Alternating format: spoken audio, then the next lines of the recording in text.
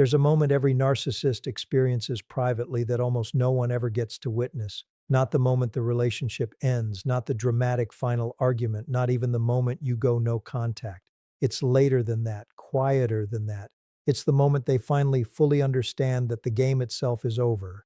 Not this specific round of it, not this particular attempt at reconciliation, but the entire structure of push and pull, testing and retreating, hoovering and discarding that's defined every significant relationship in their adult life. And their reaction to that realization when it finally arrives is almost nothing like what people imagine. If you've spent any time in this niche, you've probably pictured this moment before, maybe more than once. Some version of a dramatic reckoning, tears, a genuine apology, a devastating realization delivered directly to you, the vindication of finally watching someone understand exactly what they did. I want to walk you through what actually happens instead, because the real version is stranger, quieter, and in some ways more revealing than anything the fantasy version could offer. Let's start by defining what the game actually is, because understanding its structure is the only way to understand what its ending actually means to someone whose entire relational life has been organized around it.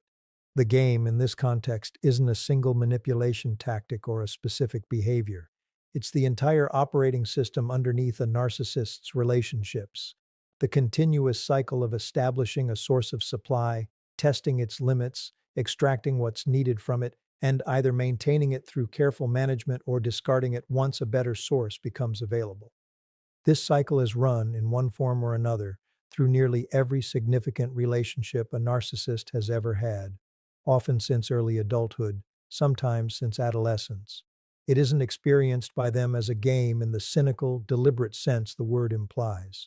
It's simply how relationships have always worked, as far as their psychology understands the concept.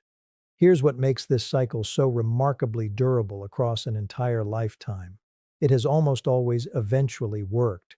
Even relationships that ended badly, even partners who left angry and hurt, typically left room somewhere for the game to continue. A slow fade rather than a clean break.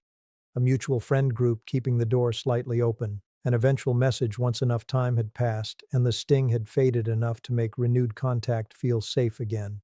This durability is what makes the game feel, to a narcissist, less like a strategy they're consciously running and more like an immutable law of how relationships function.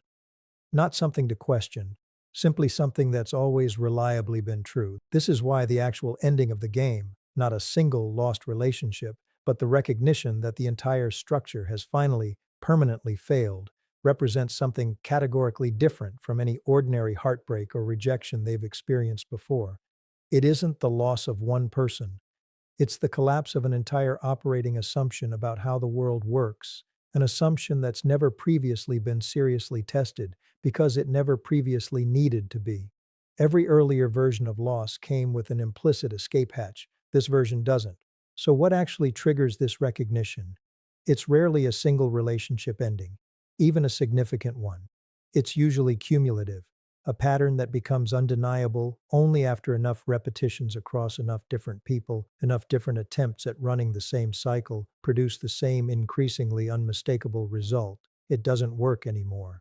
The empath who used to absorb months of testing before finally painfully arriving at boundaries now arrives there in weeks. The new partner who used to take years to recognize the pattern now recognizes it after a handful of months, sometimes faster, informed by a cultural conversation about manipulation and abuse that simply didn't exist with the same depth or accessibility in previous decades. The friends who used to unquestioningly accept the narcissist's version of events now ask harder questions, informed by their own growing awareness of these patterns, sometimes informed directly by conversations with people the narcissist has already burned through.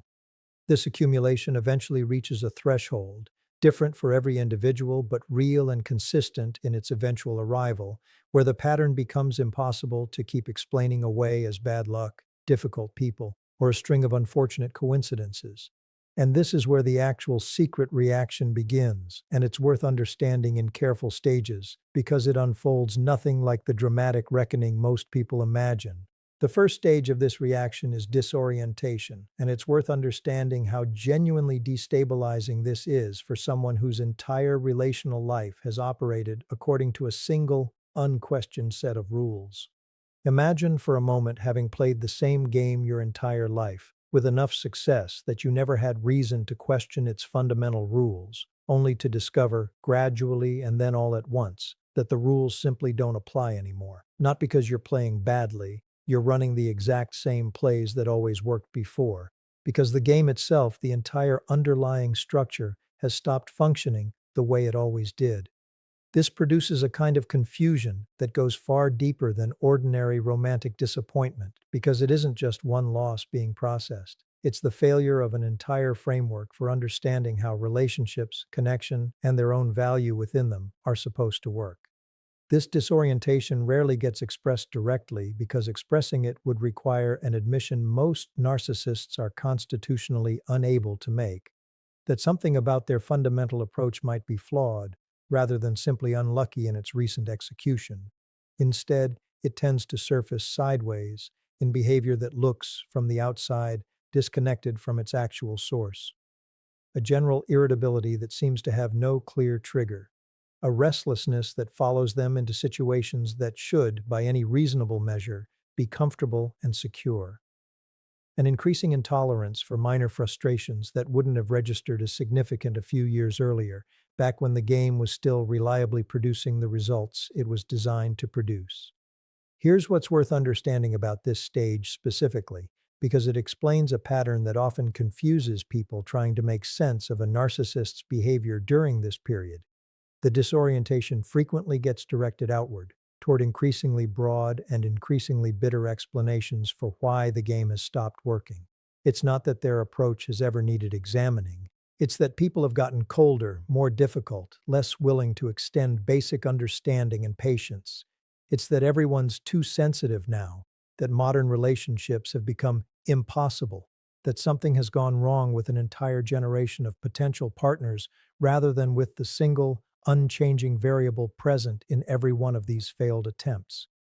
This externalization serves an important protective function because it allows the disorientation to be processed as an observation about the world rather than a genuinely threatening piece of information about the narcissist's own approach to relationships. This first stage can last a remarkably long time, sometimes years, precisely because the externalization is so effective at deflecting the deeper recognition trying to surface underneath it. But the disorientation doesn't actually resolve through this deflection. It simply gets managed temporarily, the same way every other uncomfortable truth in a narcissist's internal world tends to get managed. Pushed to the margins, blamed on external circumstances, revisited only in moments too private and too fleeting to ever fully process. Eventually, though, and this is where the second stage begins, usually only after the externalization strategy has been tested against enough evidence that it starts to genuinely strain, something shifts that's harder to keep pushing outward. This second stage is what researchers studying narcissistic collapse sometimes describe as the erosion of the compensatory narrative, and it's worth understanding carefully, because it's the stage where the secret reaction starts to become, for the first time, something closer to genuine internal reckoning, even if it never fully arrives at honest accountability. Here's what triggers this shift specifically: the externalization strategy. Everyone's too sensitive, everyone's changed, the world has become impossible, requires a constant supply of fresh evidence to keep functioning credibly, even to an audience of one. Each new failed relationship needs its own explanation, its own version of the story where the narcissist remains blameless and the world remains at fault. This works reasonably well when failures are spaced out, when there's enough time between them to construct a satisfying narrative before the next one arrives. It works much less well once the failures start compounding faster than the explanations can keep pace with them, once relationships that should, by any reasonable measure, have taken years to unravel start ending in months, then weeks, each one requiring its own increasingly strained justification. This is where something genuinely uncomfortable starts to surface, something the externalization strategy was specifically designed to prevent from ever fully forming. a nagging, persistent, and increasingly difficult to suppress awareness that the common denominator across every single failed attempt has never actually been the world, the timing, or the specific flaws of each individual partner. It's been them. This awareness doesn't usually arrive as a clean, articulate thought. Narcissistic psychology, remember, is specifically structured to prevent exactly this kind of direct, threatening realization from forming coherently. It arrives instead as a persistent unease, a restlessness that follows them into situations that should feel comfortable, a quality of dissatisfaction that no longer responds reliably to the usual remedies. New attention, new admiration, new sources of supply that used to reliably restore equilibrium and increasingly don't manage to anymore. This is the stage where you'll often hear, through mutual connections or through the narcissist's own social media, language that sounds almost like self-reflection, but functions on closer examination as something quite different, performed insight, calibrated more for how it sounds to an audience than as evidence of genuine internal change. Posts about growth, about learning to be better, about vague, unspecified past mistakes that never quite name what actually happened or who was actually harmed. This language often gets mistaken by people watching from a distance for real accountability finally emerging. And I want to address this directly because it matters enormously for how you interpret it if you encounter it yourself. Vague, unspecific acknowledgement of past mistakes, delivered to a broad audience rather than to the specific people harmed, functions primarily as reputation management, not genuine reckoning. Real accountability tends to get more specific over time, not less, because real understanding of harm caused typically deepens with honest reflection rather than staying comfortably vague indefinitely. But here's what's genuinely significant about this stage. Even when the public performance remains vague and self-serving, the private discomfort underneath it is often real, even when it never translates into the kind of change an empath watching from a distance might hope to eventually witness. This is worth understanding as its own category of consequence, separate from whether it ever produces visible growth. A person who has spent their entire adult life running a strategy that reliably worked, watching that strategy fail with increasing speed and increasing frequency, experiences something genuinely uncomfortable, even if that discomfort never resolves into the kind of accountability that would actually make things right with anyone they've harmed. This brings us to the third and final stage of the secret reaction, the one that arrives, for those narcissists who reach it at all, only after the second stage has run its course without producing meaningful change. And it's worth being honest that many narcissists never actually reach this third stage, remaining instead in an extended, sometimes permanent version of the second, cycling between externalization and brief flickers of discomfort without ever crossing into something more complete. For the smaller number who do reach it, this final stage looks less like a single dramatic reckoning and more like a kind of quiet, resigned adaptation, not to becoming a fundamentally different person capable of genuine intimacy, but to a permanently lowered set of expectations about what relationships can offer them going forward. This adaptation often manifests as a kind of settling, accepting a relationship that provides less than what the game in its prime used to reliably deliver, because the alternative, continuing to run a strategy that keeps failing faster and more visibly, has become too exhausting or too reputationally costly to sustain indefinitely. This isn't growth in any meaningful sense. It's exhaustion, dressed up as maturity, often described by the narcissist themselves, and sometimes by people around them who don't have full context, as finally settling down or finally growing up. Language that implies a positive chosen evolution rather than what it more often actually represents.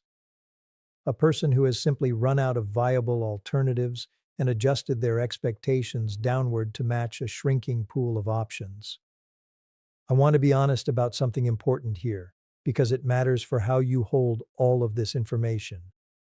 This three-stage process, when it happens at all, unfolds over years, sometimes over a decade or more, and it happens almost entirely without your involvement or awareness.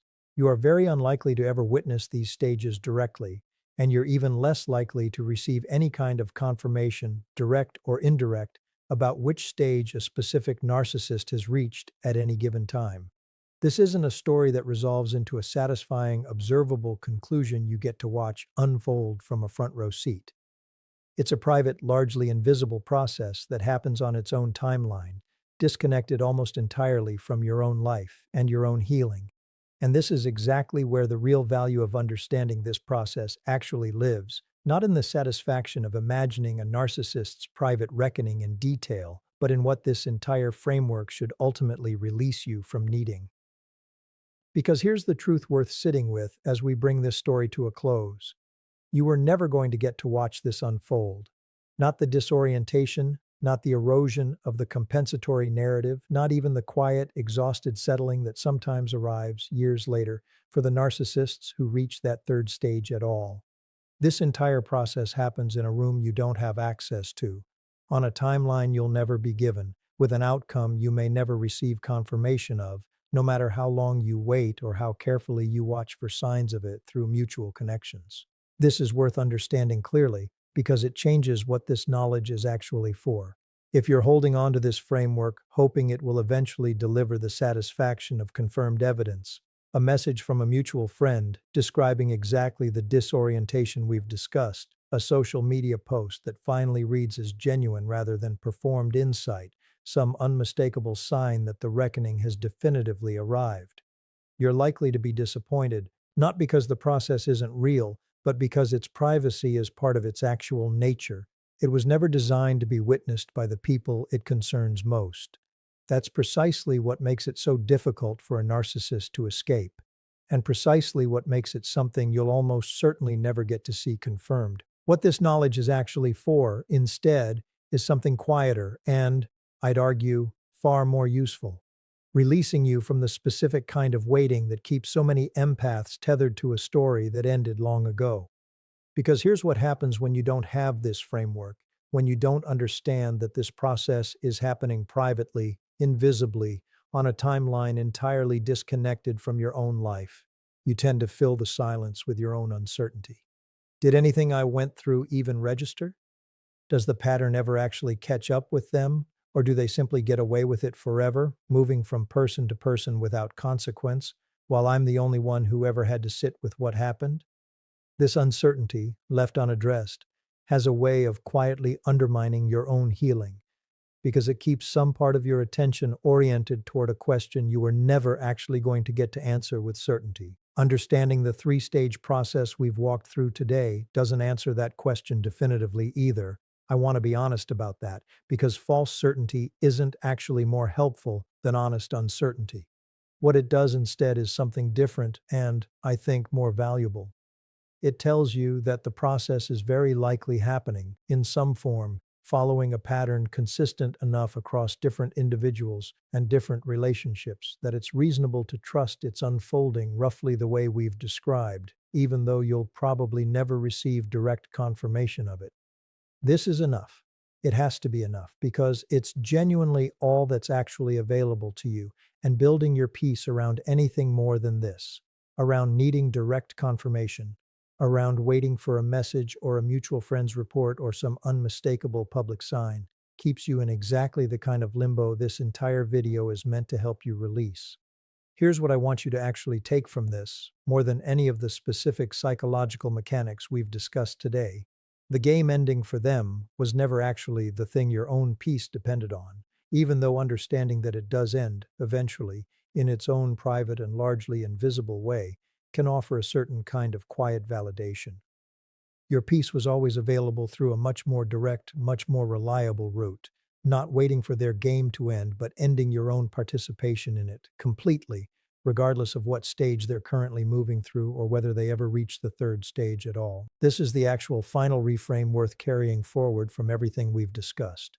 The narcissist's secret reaction to the game ending is real, and it unfolds, for most of them, roughly the way we've described.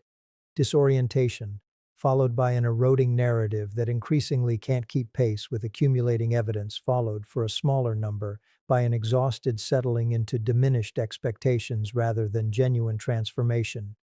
But this entire process was always going to happen on its own private timeline, disconnected from yours, unwitnessed by you, and largely unconfirmable no matter how long you wait for evidence of it. Your own game, the one where your peace depended on knowing theirs had ended, was always the one actually within your power to end, on your own timeline, without waiting for any confirmation from a story you were never going to get to fully witness anyway. They may reach the third stage. They may spend the rest of their life cycling through the first two, externalizing endlessly, never quite arriving at the exhausted settling that at least resembles consequence, even if it never resembles growth. You don't get to know which outcome is theirs, and you were never actually required to know in order for your own healing to be complete.